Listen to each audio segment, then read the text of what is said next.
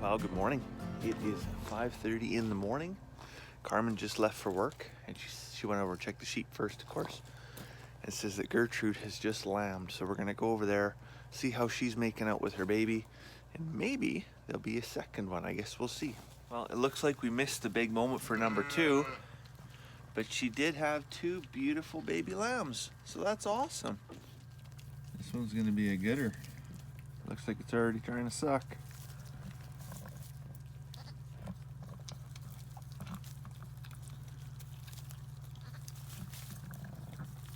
Oh boy, so clumsy.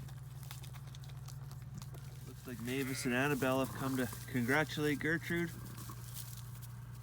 It's kind of crazy to look at the size difference of a week-old single versus a brand new twin.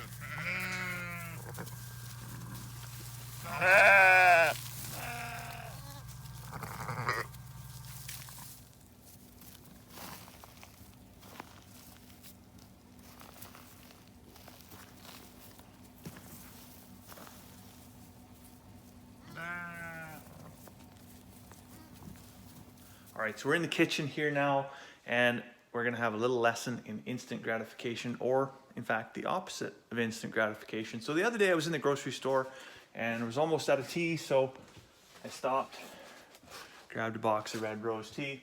So the price on these was 6 cents per tea bag. Now I'm always wanted to look at, the cost per serving just to put it in perspective. So then when I looked up at the Keurig cups, the little cups you put the one-time use, made of plastic, super bad for the environment. They were 86 cents per cup. So 6 cents versus 86 cents. I thought, man, is the cost of instant gratification ever high? But anyways, we're doing the exact opposite today. It's completely unrelated to tea. We are making some pickled eggs. So we have an abundance of eggs here at the farm, and what do you do with them all? Like you just can't. So anyways, I can't eat this many boiled eggs. It's not gonna happen, right? You'd lose your appetite after 2 or 3 of them. You'd be sick. But you put some vinegar and some pickling spice in there, and you could pretty much eat that whole jar. So that's what I've actually been doing. I've just been cooking up a batch. So that's 3 cups of pickling vinegar, 1 cup of water, 4 teaspoons of pickling spice, chopped up an onion. What else is in there? Clove of garlic, a couple sprigs of dill. And you leave it cook for 5 minutes, or you bring it to a boil and then let it simmer for 5 minutes.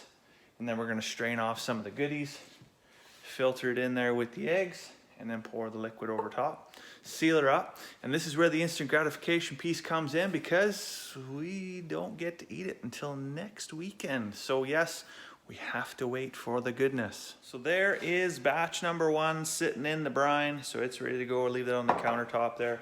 I've got another batch in the pressure cooker right now. Well, it's a Ninja Foodie. I don't know if we can really claim to be homesteaders if we have a Ninja Foodie, but it is pretty cool because it's a pressure cooker, an air fryer, a steamer, a slow cooker all in one. So it does allow us to do a whole bunch of stuff with just one appliance. So there's only one little section of countertop it's got to take up, one little section in the cupboard it's got to take up. So that's pretty valuable. The other thing that's really interesting with pressure cooking the eggs is, well, because we have farm fresh eggs here, the biggest challenge we don't cook fresh eggs is that the shell sticks to the egg itself after you boil it.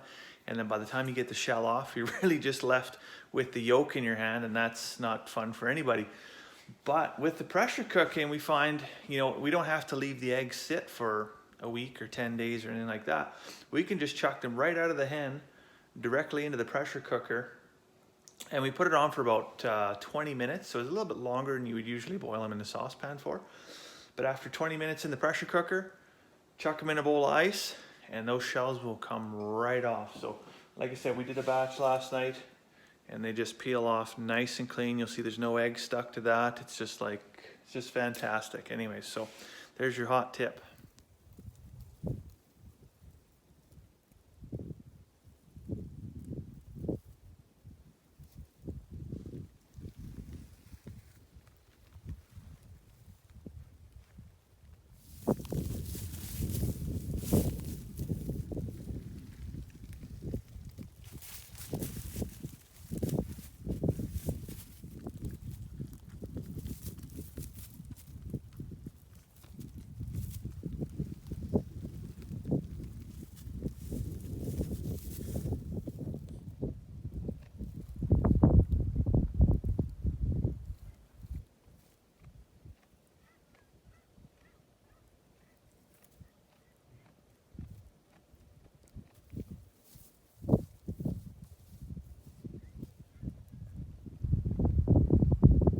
All right, so we're out in the lambing shelter doing the 2:30 a.m. checks. The 2:30 a.m. checks so far have been, well, without yield for sure. We haven't seen anything happen. But I mean, yesterday we had 2 lambs born right at 5:30, pretty much right on the nose. And that's fantastic. The issue is anything born between midnight and 2:30 in the morning. We want to get them in the shelter here because between 2:30 and 5:30 in the morning, that's when the frost comes in. That's when it kind of dips down and everything gets really, really cold. And those first few hours in the morning when the lamb is born is pretty critical for mom to get them licked off and dry so that they don't get frostbite or worse, hypothermia. Frostbite we can deal with. If they lose a chunk of their ear or their tail or something, they can still live. It's the hypothermia that's going to kill them, and subsequently the pneumonia, right? So, but yeah, nothing's been born right now, so I'm gonna head back to bed and hopefully get a couple more hours of sleep before it's time to head back to work.